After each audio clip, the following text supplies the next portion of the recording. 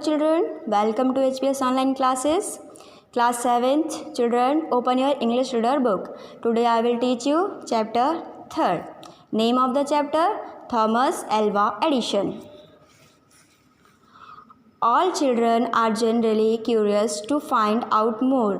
अधिकतर children कुछ नया करने की और कुछ ज़्यादा करने के लिए उत्सुक रहते हैं.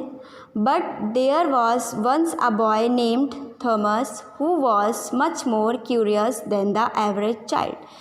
लेकिन एक समय में एक लड़का था जिनका नाम थॉमस था.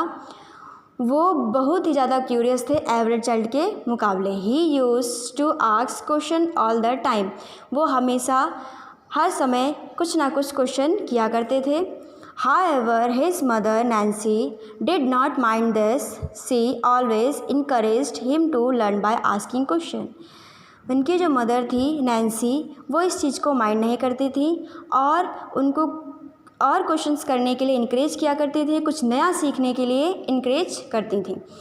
Until Thomas was 7, his parents lived in Milan, Ohio in the USA, where his father was the owner of a mill. जब थॉमस 7th ईयर के थे तो वो मिलान ओहियो जो कि यूएसए में है वहाँ पर रहते थे.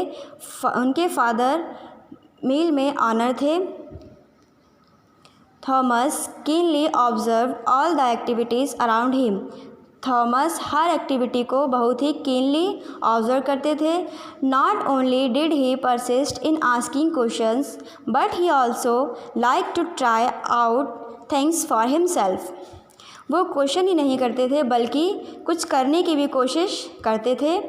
One day Thomas found a goose sitting on a nest. एक दिन जो थॉमस थे उन्होंने एक गूस को नेस्ट पे बैठे हुए देखा.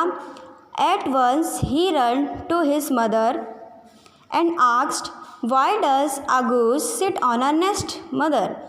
वो अपनी मम्मी के पास भागते हुए गए और पूछा why does a goose sit on a nest. Mother, ये गूस नेस्ट पे क्यों बैठी है.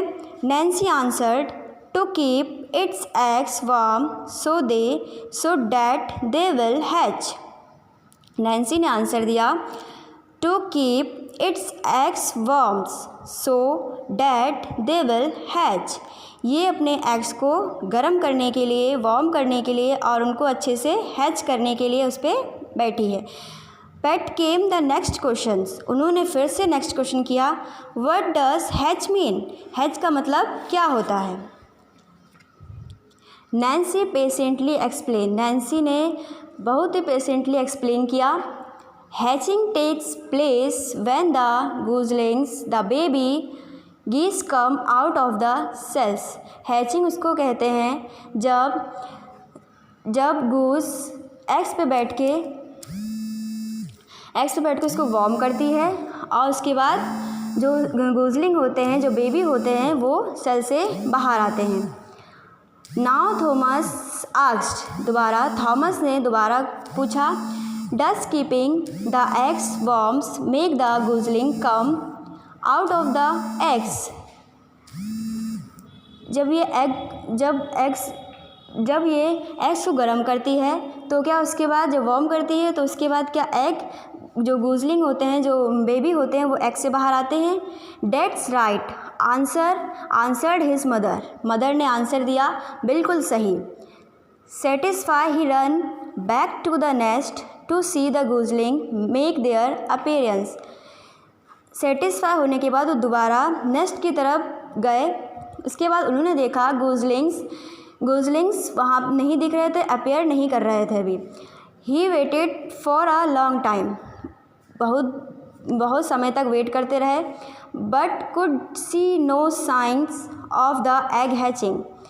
लेकिन उनको कोई भी साइन एग्स हैचिंग का नहीं दिखा. सडनली ही थॉट. उन्होंने सोचा probably the eggs are taking so long to hatch because the goose cannot give them enough warmth. उन्होंने सोचा कि शायद जो गूस था उसने एग को अच्छे से वार्म नहीं करा है, इसीलिए इसको अच्छे से वार्म नहीं किया, इसीलिए इसमें से बेबी बाहर नहीं आए हैं। I am bigger than the mother goose, उन्होंने सोचा मैं मदर गूस से बड़ा हूँ। So I can give them more warm and they will hatch quickly, इसीलिए जो उनकी मदर गूज है उनसे ज़्यादा मैं एग को वार्म कर सकता हूँ और वो अच्छे से हैच कर सकता हूँ, जल्दी से हैच हो जाएंगे। Instantly he chased away the mother goose from the nest and sat down in its place. जब मदर गूस चली गई उसके बाद उन्होंने क्या किया, नेस्ट के पास गए और एग्स पे उस प्लेस पे खुद बैठ गए। I am sure you can guess what happened to the eggs, आप गेस कर सकते हैं कि उसके बाद एक्स के साथ क्या हुआ होगा, एक्स का क्या हुआ होगा। स्टूडेंट, ये नेक्स्ट चैप्टर, नेक्स्ट जो पैराग्राफ है वो हम कल पढ़ेंगे। आप इतना रीड कीजिए। Thank you student, have a nice day.